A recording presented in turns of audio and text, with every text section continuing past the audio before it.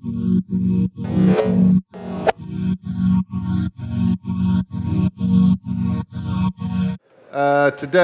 I'm going to talk about monitoring in the world of DevOps and microservices. Did anyone come to this talk today and see me? Okay, so you're going to see the same talk. But for everyone else, it's going to be amazing and new. So I will start the timer. Cool. So just a little bit about us. I think a lot of you know us already, especially the regulars. But really, we started Dataloop back at the end of 2013, 2 years ago. My background is enterprise SaaS. I built a couple of SaaS companies. Stephen, we hired at Alfresco to basically be a head of operations, done it for 12 years. And Colin was part of our DevOps team and chief architect. So essentially, between the three of us, we've done monitoring for a very, very long time. And I think Alfresco was Stephen's 6th time building Nagios Graphite StatsD for one of his new online services. So now, 2 years, fast forward 2 years, we're now working with some amazing customers, including like the world's largest cloud company, Salesforce, and a few others.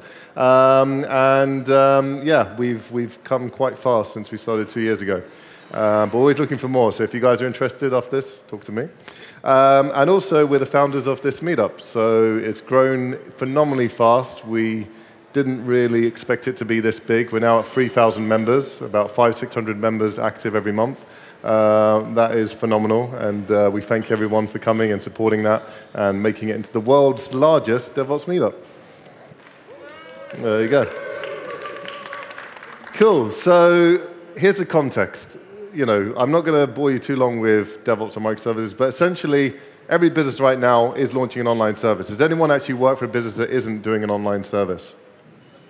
Oh, wow. OK. I'll have to ask you where you work, but it won't be around for too much longer then. But essentially, every business has to launch an online service because the world is moving online. If me as a consumer, if you're not online, I'm probably not going to use you. I do my taxes online, I do my food online, I do my shopping online. Pretty much everything is online for me.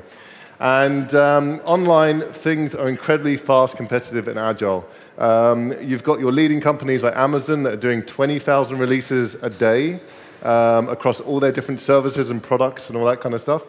These companies are moving incredibly fast, and every retailer knows at some level they're competing with Amazon, and they're launching new products and services all the time. So this agility, this kind of competitiveness, this kind of speed of innovation is really becoming a factor in every business, including ours, that we're competing in. And so the companies that tend to succeed tend to go for this OODA loop. Does anyone know what an OODA loop is, or not know what an OODA loop is? That's probably a better question. So an OODA loop is actually a very cool concept. It's essentially, in the 1950s, there was an Air Force pilot in the US Navy, top US pilot trainer in the US Navy. He came up with this whole concept of observe, orient, decide, act. If you could be in a dogfight, observe where the competition was, orient yourself into the best position, make a decision faster, and take action faster than your competitors, you'd always win a dogfight. He won all of his dogfights in his career. So essentially, this whole OODA loop concept's been transferred over to kind of like the real-time enterprise, big data. A lot of people are using it. In fact, our name, Dataloop, actually comes from OODA loop. How can you help people observe, orient, decide, and take decisions and make actions faster than before? So DevOps plays really well into this because DevOps is all about getting your stuff out faster and being able to measure it faster and then be able to make decisions faster so that you can improve the product in a very fast, iterative process. And ultimately, when you start doing this at scale, and we've seen 2 talks now about microservices, but when you do start growing up, you essentially want to keep that agility, you want to keep that kind of speed of, that OODA loop speed going as fast as possible. Well, really, that's where microservices come in, where you have now not just one team pushing code and making decisions and all that kind of stuff. Now you have multiple teams pushing into production, and Spotify is a great poster child for that. Spotify, essentially, behind the scenes, is 100 microservices, it's more than that now, 24 product teams that own different parts of the service. So when you log into Spotify, you see radio, browse, streaming, playlists, billing, all that kind of stuff. Each one of those distinct services is a microservice, and one team will own that. And they independently deploy it, they independently monitor it, they independently support it. So if the billing service goes down, it's the billing team that fixes it, not a central operations team. So this world of microservices really makes a huge difference. It's not just a technical architecture, it's a people architecture. So where are we today in the state of monitoring? So let's just start. So we did a survey 2 years ago where we spoke to 60 online companies, all the range from the BBC, Halo, all those guys, down to small startups. And essentially, everyone pretty much had done what we did at Alfresco, which is build the kit car, as we call it, where essentially you take Graphite, Nagios, StatsD, you put them together, you tune them, you maybe layer on some custom dashboards, you build some configuration management so it works with cloud and spinning up and deregistering and all that kind of stuff. Most companies that we've spoken to, in some form, have spent about 6 months building this, like along their journey kind of thing, putting together all their monitoring tools together. And it's very complex. And 2 years later, there was another survey that came out. Pretty much the 80 to 90% of companies are still doing this. So it hasn't really changed much in 2 years. So it's very complex. The other thing that we see a lot, especially at large organizations, is silos. So you've got different teams looking at different things. So the business users, the product managers are looking at Google and Mixpanel, making decisions on that data. You've got then your operations teams using Nagios or Zabbix or Izinga or whatever they're using, who are making their decisions based off that data. And then you've got your developers using New Relic and Graphite and StatsD and all those kind of things, making decisions off that data. And actually in large organizations, like I've drawn here, you tend to find a Graphite install per different team because they wanted their own monitoring, they don't want to use the central monitoring and blah, blah, blah. It becomes a mess of silos, essentially. And no one has an aggregated view across the entire service of actually what's going on, and no one's actually making decisions off the same data. The product managers are looking at one data source, the developers are looking at another one, operations are looking at another one. So this is another thing that we see a lot when we go to large organizations. And monitoring silos kind of have this effect on people. It's kind of like you become the high priest of your monitoring solution. If I want access to Nagios, well, I'll give you access, but you know, most people don't want to use Nagios. Some of you do, but a lot of people don't. So we need to kind of break down this whole high priest of monitoring. So the new requirements, so we've moved now to this dynamic, agile world of microservices where lots of different teams are pushing code into production in an increasingly fast way. What does that look like for monitoring? Well, the first thing is we now need to handle a far more complex environment. We're now not talking about just a few components. We're now talking about loads of components. We're talking loads of different databases. So this microservice over here may use MongoDB. This one over here may use React. They may be written in different languages, Go, Java, PHP, Ruby. They may be using different services like Kafka or HA Proxy or Hadoop. All of these services are now, because you've broken up the decisions down to these different teams, are now making it more complex. And Docker I put big in the middle because that's just making it even more complex, because now not only do you have VMs and servers, you have containers, and everything's spinning up and down even faster. So this causes a problem at scale. And actually, one of my predictions here, so just taking some quick calculations, you could easily get up to millions of metrics per second in the world of Docker, microservices, and stuff like that. Because not only are you running more servers in microservices, you're now running 5 or 6 containers on each of those servers on average. So the number of metrics you're collecting is going to go up by 5 or 6 times.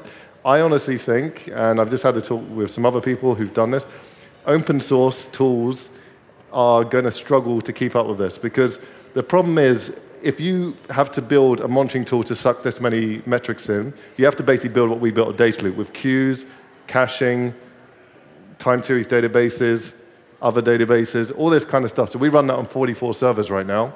Who wants to install an open source tool that requires a queue, time series database, caching, everything running on 20 servers? Some of you will, but a lot of you don't want to do that. So I think there's actually going to be a big push towards buying, which is obviously good for us, but that's my kind of prediction. Anyway, so with data delivered, so in the world of microservices, we've got to get out of this mindset. Monitoring is not just for operations and developers, it's for everyone. Everyone should be looking at your online service. If you're running an online service and that's your revenue generator, not on the high street, you make all your money off your online service, Channel 4 and increasingly putting all their content through there, then it's not just the operations and developers that need the access to the monitoring. Your business stakeholders, they want to know what your Amazon costs are. They want to know what your performance and SLA were if you had a down outage last week. Your product managers, they need to start prioritizing non-functional requirements in addition to functional requirements. It's not just a decision on we ship the feature, now it's operations and developers' problems to look at it. The product manager needs to be involved in this. And this basically means everyone needs access in some form to the data that most of us are collecting on our monitoring tools today. The other thing as well is we need to kind of aggregate all that data. We can't have all these silos of different tools. You know, we need to basically bring it all into one place. If you're going to correlate and analyze data and make proper data-driven decisions, you need to really have it all in one place. So putting in all your kind of business metrics, your performance metrics, your app metrics, everything into one place is quite important as well. And really, what we're trying to do at the end of the day is, as we move into this faster, more agile world, is we're trying to basically empower users to get through this OODA loop as quickly as possible. So now not just using monitoring just to see how my stuff is running in production, but using that data to kind of decide what do I need to prioritize on the non-functional requirements. The performance of this bit of the application over here is crap. Let's fix it before users stop using my application. You know, things like that we're collecting all the time, but aren't necessarily being used by product managers and business stakeholders. That needs to be kind of given to them as a self-service solution. So in the OODA loop kind of concept, this is kind of how it lays onto what people do in terms of monitoring. You know, observing is essentially deciding what you want to monitor. So in Netflix, they have a huge monitoring install. They spend 20% of their operational budget on monitoring with their solution called Atlas. They're the biggest monitoring company that streams movies in the world. And essentially, they have 20 billion metrics coming in every single day, and there's one metric that they really care about. It's the call center volume metric. It took them a long time to figure that out, but basically they realized if the volume of calls in their call center went up, that probably told them something their monitoring system, despite having 20 billion metrics, didn't give them kind of thing. And they've caught a couple of outages and stuff just through their monitoring their call center. So you'll see that as a big graph. But making that decision on what to decide, that's something that, you know, it takes time and you learn about your service and you figure those things out. Once you've figured it out, though, you've got to collect it. You've got to write something to pull in the metrics, send it to your monitoring system, put it on a graph. So that's that bit there, writing plugins, Nagios plugins, writing stats code that sends the metrics. And then you've got to visualize it. You've got to analyze it. That's your graphing, your dashboards, that kind of thing. And then alert and take action on it. So you're alerting and just making decisions off the data. So Yardi, they're a big online service over in the US. They actually did a kind of analysis of how much time they were spending in each part of this kind of OODA loop. So essentially, they spend about 15% of their time deciding what to measure. Then they spend 60% of their time just basically collecting the metrics, writing the plugins, getting them out to the servers, getting the metrics coming back into their solution. That's where we see a lot of problems with current monitoring solutions, where there's a lot of friction in this area. I know what I want to measure, then I have to go off and collect it. That's where it becomes a problem. And then finally, deciding and acting off it. This is kind of what they want to get to. They want to spend 20% of their time actually deciding what they want to measure, you know, and doing it, and 50% of their time actually using it, you know, to make decisions. So basically, the reason I say about this is we're talking about a world where everyone needs access to data, not just developers and operations. And in that world, if you're going to get people to use this, ideally as a self-service solution, that everyone can get access to the data. If they want to get a new metric, they can collect it themselves. You need to reduce that friction. If they have to spend 60% of their time collecting metrics just because, you know, they can't see something in the monitoring tool, then, you know, you're going to fail to get adoption outside operations for your monitoring. So anyway, we've been working on Dataloop.io for the last couple of years. Like I said, we've got some big customers. We're still on the journey to kind of realizing our full vision. But essentially, that is what we're trying to do. We're trying to do monitoring for DevOps and microservices. We're probably the only tool right now that has a bunch of features in it, and the way it's been designed, so that can be rolled out as a self-service solution that operations own, but give to developers across the organization, and support, and QA, and product management. And that's really what our vision is, and that's what we believe is needed for this new world of DevOps and microservices.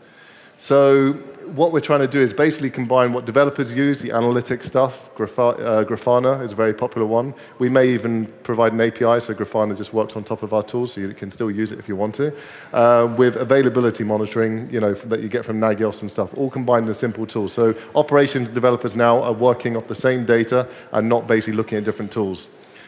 We're really passionate about fixing this problem of frictionless collection. So one of the things that we've done, we've basically designed the agent in a way that once you roll it out to all of the different servers in your estate using Chef, Ansible, Puppet, it basically works like Dropbox. We synchronize configuration and plugins across it. So essentially, you can go into a central configuration and basically say, tag all these servers, these are my MySQL servers. Let's say we've got 300 MySQL servers. I want to assign the MySQL plugin to that. You basically open up the browser, you can change the MySQL plugin to your requirements, click Save, tag it, goes down, instant monitoring, 2 minutes. That's how fast it is to do with the kind of stuff that we're trying to build. And then the other thing that we've really been thinking about and we're about to launch soon is this whole idea around packs. So now when you start giving self-service monitoring to different teams, your developers may spin up MySQL. They may decide they want to write their microservice of MySQL. They don't know how to monitor MySQL. They've never run it in production, potentially. So packs really encapsulate all that knowledge. Here's a plugin to monitor it. Here's a dashboard of all the key metrics you need to look at. And here's all the alerts that you need to kind of be alerting off to kind of monitor it and thing. So that basically means you can give this to developers or product managers or support or QA or whatever, and they can say, I've got MySQL, tick, one click, it's done. And you can create these yourselves and put them in GitHub and import-export. So if you want a pack for your organization that has all your common dashboards and monitoring that you guys want to give to other teams, they can use it themselves very simply. So we think this kind of solves the whole problem around frictionless collection. And of course, the other thing as well, we didn't want to be another SaaS monitoring vendor with our own proprietary APIs, proprietary plugin formats, and all the other stuff you'd have to do if you had to migrate over to us or away from us. So we support Nagios check scripts, Graphite StatsD, it's Y compatible, there's nothing to do except point the metrics to us. And then Docker, we've got a Docker image that automatically sucks in all your Docker container images. The other cool thing that we're working on, we're just a couple of months away, but we're really, really excited about this, is the whole GitHub self-service account model. So we really set out from day one to build this as a self-service solution. How do operations own this, and then give this as a solution to all the different teams in an organization, but still have that aggregated visibility across the entire service. So a lot of companies, they struggle with this. They either have to build a lot of custom stuff to do this, sucking in lots of Graphite install metrics into a central location, or they could use something like this. So the way it works, very similar to GitHub, because GitHub's really got the perfect model for this kind of agile microservices world. Each of the data loop accounts we have is essentially like a repo in GitHub. We wrap them in an organization with an owners group. The owners group would be the monitoring DevOps platforms team, whatever you guys call it in your company.